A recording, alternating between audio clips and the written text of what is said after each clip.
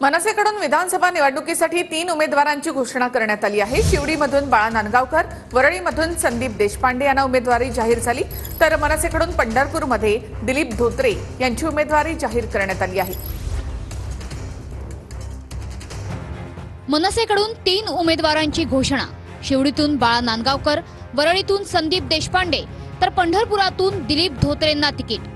शिवडीत बाळा नांदगावकर विरुद्ध ठाकरे गटाचे विद्यमान आमदार अजय चौधरी यांच्यात लढत होण्याची शक्यता। वरळीत संदीप देशपांडेंची थेट लढत आदित्य ठाकरेंसोबत होण्याची शक्यता।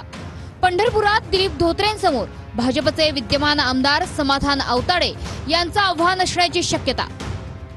तुमच्या विरोधात संदीप देशपांडे निवडणूक लढतील अशी चर्चा आहे, कारण त्यांनी मला वाटलं बायडन येत आहेत। तुमच्या विरोधात संदीप देशपांडे निवडणूक लढतील अशी चर्चा आहे, कारण त्यांनी मला वाटलं बायडन येत आहेत। मला पुन्हा एकदा शिवडी मतदारसंघातून उमेदवारी जाहीर केलेली आहे।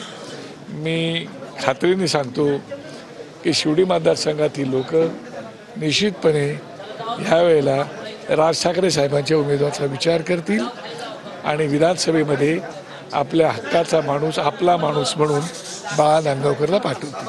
काही आव्हान नाही, कारण जनता ही काम करणाऱ्या लोकांच्या पाठीमागे असते। त्या ठिकाणी महायुती असू द्या किंवा महाविकास आघाडी असू द्या, हे दोन्ही पक्ष काम करत नाही, ते तिथल्या जनतेला माहीत आहे। त्या ठिकाणी महाराष्ट्र नवनिर्माण सेनेने एक पॅरलल असं सरकार आम्ही चालवलं आहे।